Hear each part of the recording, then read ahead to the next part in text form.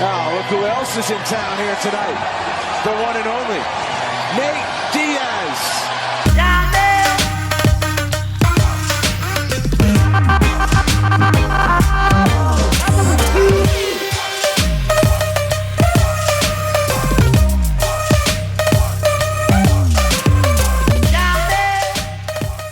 So they had Nate Diaz at the 25th anniversary press conference. Nate shows up late. They have him do his face-off with Poirier. Great fight, by the way. Great comeback fight for Nate. Nate was asked if he felt the winner of his fight would get the winner of McGregor-Khabib, and he played it cool. It's a championship fight right here. Later, he was again asked if he was looking for the trilogy fight, and Nate just brushed it off. I already won twice, so I ain't worried about it. I already won twice, so I ain't even worried about it. I ain't even thinking about McGregor. Then 20 seconds later, Dana rolls a promo for Khabib and Conor, and Nate just storms off. It was just a funny moment of trying to play it cool gone wrong. Hey Nate, are you coming back for Conor McGregor? I ain't even thinking about that. Okay guys, Conor McGregor versus Khabib Nurmagomedov. Fuck you! Nate stormed off like Dana just slapped his ass with another $1 million lawsuit. It was fucking hilarious.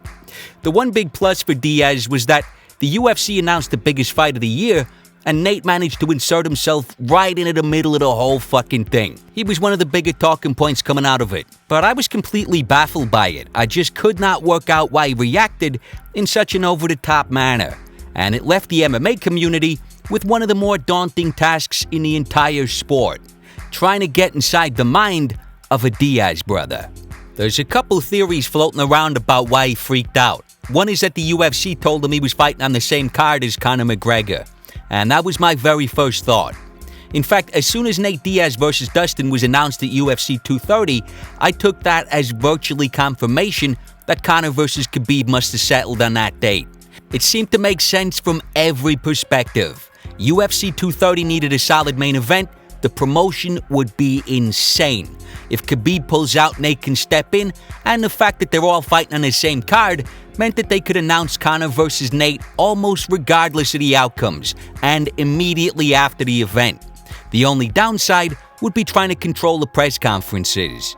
I've seen some news outlets reporting that Nate gets a cut of the pay-per-view, so just having McGregor and Khabib on the card would have actually been a huge win for him. So my initial thought was that Nate was under the impression that he was going to be on the same card as Conor, and stormed out as soon as he realized they were fighting on UFC 229. But Nate seemed to get up before they'd even announced what card Conor was on. He didn't even wait around long enough to see if this was good news or bad news from a financial perspective. As soon as he saw Conor and Khabib, he was pissed and on his feet. So it wasn't a matter of what card Conor was on. Another similar explanation is that he may have signed his contract under false pretenses. Maybe in order to rope Nate in, the UFC had implied that McGregor wasn't ready to come back, and with a win over Dustin, he would be the one welcoming Conor back into the UFC. We've seen the UFC pulling shit like that before, and it would explain why Diaz got up before he'd even seen what card Conor was on. But Nate couldn't have been oblivious to the rampant media speculation about McGregor-Khabib. I mean, it was almost guaranteed. And he seemed completely at peace with the matchup when asked if he was going to get the winner. On top of that, Conor fighting Khabib, it doesn't really jeopardize that fight, which is hyped on a rivalry rather than a belt. So I don't think any of the more reasonable explanations work here. I mean, this theory would reflect well on Nate, but it just seems unlikely.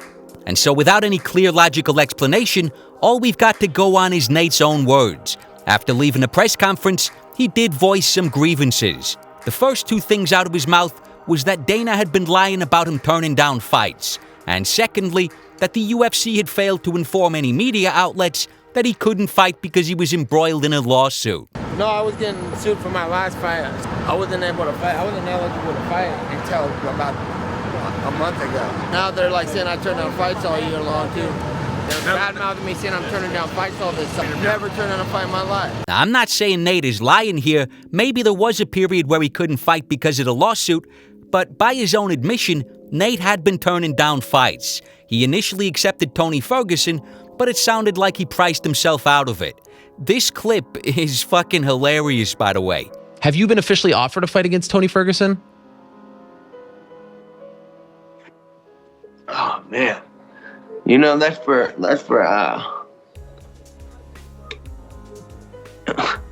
yeah, I have. For when? July 9th. July 8th. I think. July 8th in Vegas. July 8th. I wasn't supposed to say that, but yeah, I was, and I gladly accepted. Oh. And then it was gladly rejected. What? And then, yeah, it was rejected, and because it's circumstances, you know what I'm saying? I'm like, yeah, sure, I'll fight him, but under these circumstances. And then I thought about it, I'm like, wait, why am I gonna do Conor McGregor's fucking work for him? No, you fight each other, motherfucker, and then you get a chance at the golden child right here, you know what I'm saying? Like, what are you gonna do? And he flat out turned down the Eddie Alvarez fight. So when I said that I didn't want that fight, yeah, I didn't even say that. I just laughed. I was like, you want the Eddie Alvarez fight? Like, how dare you? He just got melted by the guy I just beat up. You know what I'm saying? He just got plunked by Conor. I just beat Conor's ass. And I was like, I don't want to fight. I just laughed at him. Like, get the fuck out of here. Call me with some real shit. On top of that, on multiple occasions, Nate had said he wanted to take a year off, relax, do triathlons, and only come back for big fights.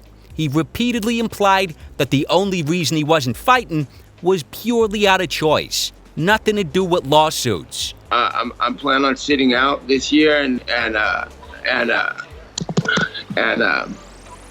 now there's nothing going on, and I'm not fighting nobody. You know what I'm saying? Yeah. And the fighters are like, I'm like, they'll say he's not a fighter. He don't even fight. He don't even fight because I haven't been that active these last 4 years. I'm like, hold up. I'm not fighting because I am a fighter. You're fighting because someone's telling you to fight. I'll fight whenever the fuck I want to fight. You know what I'm saying? I'm like, I ain't trying to do what nobody says. I'll do what I say, and I will fight when I am approached respectably. Yeah. Nate, y'all show up with that situation. Will you please fight? Because things change when you don't need to fight. You know what I'm saying? I've already been fighting too long. I'm like, man, I don't need to fight nobody. I'll fight anybody. Yeah, but I don't need to fight anybody. You know that? And the fighters are like, he's not a fighter. I'm like, sound like you're being manipulated into trying to manipulate me into getting into the fight. I'm like, guess what? You work for somebody. I work for me. Yeah. Who's the fighter now, motherfucker? So Dana was saying he was turning down fights in the exact same period Nate was admitting to turning down fights. Dana White didn't mention a lawsuit in the same period that Nate not only didn't mention the lawsuit, but was making it sound like he was available to fight, was fielding opponents, but was just choosing not to. So these are just complete non-grievances. I mean, he's just making shit up to complain about. The next complaint was about the UFC not promoting him. They better start acting right and start over-promoting instead of under-promoting, because they're fucking act like shit. Now, this is an interesting one because it was clearly the promo that triggered Nate. And there's kind of two things going on here. Lack of promotion for Nate and being overshadowed by McGregor. The first one doesn't really make sense. I mean, Nate was complaining about promotion, 24 hours after his return was announced? He has no idea how the UFC are going to promote his fight. But one thing we do know is that it's the co-main event at Madison Square Garden. On top of that, he was complaining about a lack of promotion at a press conference, the purpose of which was, at least in some part, to promote his fucking fight. I think it was much more a matter of being overshadowed by his old nemesis, Conor McGregor. I don't know if he dislikes McGregor personally, but he definitely resents the type of attention Conor gets, and he thinks it's totally unjustified. They don't want to promote us because they already had Randy Couture and Chuck Liddell and Dan Henderson. And Tito Ortiz. They already have America. You know what I'm saying? They don't need to promote Americans. They got America. Yeah. They don't need... They already got Canada with George St. Pierre. They already got South America with Anderson Silva. So they got this all on lock. You know what I'm saying? Global takeover. They need Europe. Yep. And then they got a little loudmouth Conor McGregor. So we're like, we'll use him. And then everybody, so all this, it's propaganda, it's all blown way out of proportion. And it's fine though. That's cool that he's getting blown out of proportion, but where's ours? Oh, they already used it all. They already got America, so they don't need us. So it's like, all right, well, if you don't need us, then let me be on my way. But you got to even let me be on my way. So we're living in prison. Yeah. You know, as far as their career goes. Nate is much more inclined to concentrate on the fact that the UFC promoted McGregor rather than the fact that on almost every occasion, he justified the hype in stunning fucking fashion. The only differences Nate likes to admit exist between himself and Conor are nationality and hype. You know, he clearly resents McGregor's fanfare. And so when at his return press conference, Dana wheels out the McGregor promo like it's the press conference main event, it doesn't surprise me that it got under Nate's skin. But a 30-second promo announcing a huge fight is hardly enough to send Nate into a tailspin and have him actually pull out of his fucking fight. And remember, Nate was complaining about the UFC not informing the media about his lawsuit before the promo even rolled.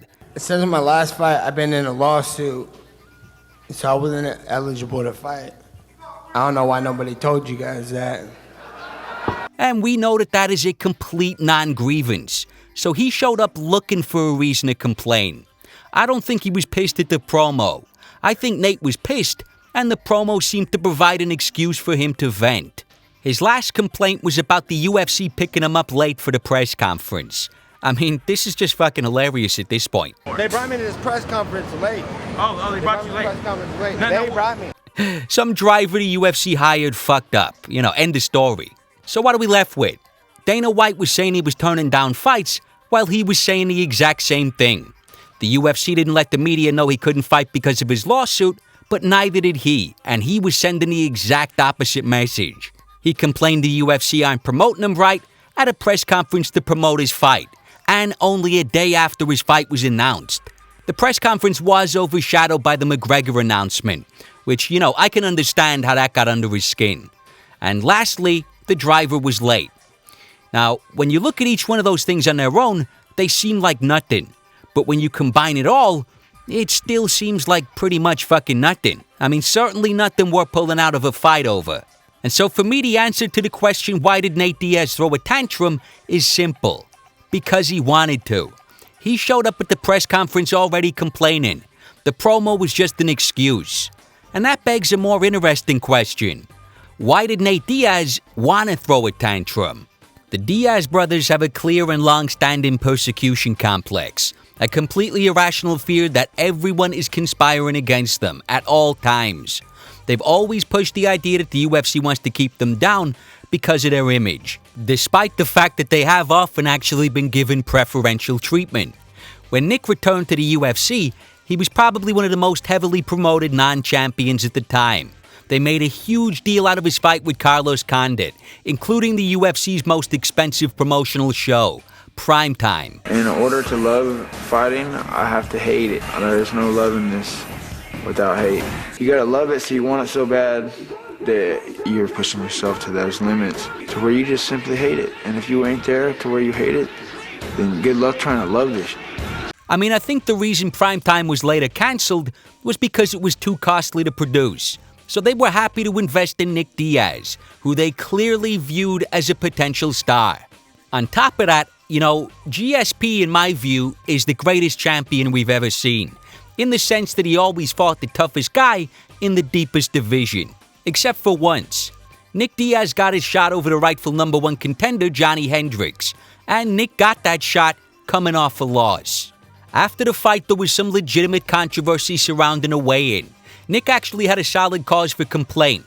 Last minute, the UFC informed Diaz that the Quebec Athletic Commission would be rounding down, meaning anything under 171 pounds would be considered 170. Now, that's not the conditions of a UFC title fight, and it's not what was in Diaz's contract. So the Athletic Commission did appear to bend the rules, and apparently in George's favor. George St. Pierre was on steroids when I fought him. The guy, you know what, and you know what, somehow that it's not news. You know, I put this out there. Somehow it's not news that this guy didn't make weight. He missed weight by 3 pounds or more when I fought him. It's like 1 pound allowance. It's not even a 1 pound allowance during a title fight. So that fight shouldn't have been a title fight, and I should have got an immediate rematch. You know, and Nick, George missed weight? Why do you say that? Bro, he missed fucking weight. He fucking missed weight. He didn't make weight. How is that not news? I didn't know about this. News. That's not. Start from the beginning. No, Michelle Hamilton come up to me, and that's why they wanted that fight over there. That's why they wanted that fight over there, so he could fucking cheat. I would have knocked that motherfucker out. He's not as good as me. But Nick took that inch and run a mile. Now he's complaining about having his IV spiked with drugs. I mean, George basically tried to take him out. GSP's hand wraps had bits of barbed wire and broken glass. It's just fucking hilarious. Canada was too cold. Next, he'll be saying Faraz Zahabi was in a corner shooting laser beams in his eyes. John Danaher stole his fucking nunchucks. They cracked me up. They're lucky we didn't fight right there. Would have killed him. They drugged me. They poisoned my IV with some kind of weird-ass drug. Put me to sleep. They drugged me. I swear to God, they drugged me. I slept 14 hours. I'm like, what'd you put in my IV, dude?